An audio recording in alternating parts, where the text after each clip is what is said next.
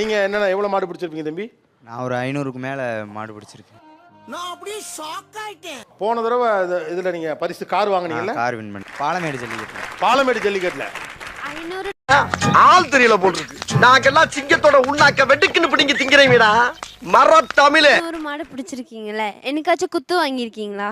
அது நிறைய இடத்துல உடம்பே காயமா தான் இருக்கும். பாக்குற இல்ல 10 உசுர உருதெரியாம செதச்சிட்டு வந்திருக்க செதச்சிட்டு. சட்டை கிழிஞ்சிருக்கு. சண்டைனா சட்டை கிளியத்தாயா. அது ஒரு ஜல்லிக்கட்டு போனேன்டா 4 நாள் ஆஸ்பத்திரியில் இருக்கணும் கண்டிப்பான முறையில். இந்தா புருவத்துக்கிட்ட ஒரு நிமிஷம். ஓ நெத்தி இதுவும் அதான். ஆமா. ஓவரா ரிஸ்க் எடுத்துட்டு இருக்கீங்க. ரிஸ்க் எடுக்கறலாம் எனக்கு ரஸ்க் சாப்பிடுற மாதிரி. முந்தானது மாடு கொஞ்சம். இங்க ஞாயிற்றுக்கிழமை வார வேடிக்கைன்னு சொல்லி வைப்பாங்க. ஓ கொம்பு அடிக்கல, சும்மா லைட்டா கொம்பு உரசனது தான். அது ஒண்ணும் இல்ல, சரியா அது கம்மினே. அட பாவி, ஆளை பார்த்தா டம்மி பீஸா இருக்க, பயங்கரமான ஆளா இருக்கேடா.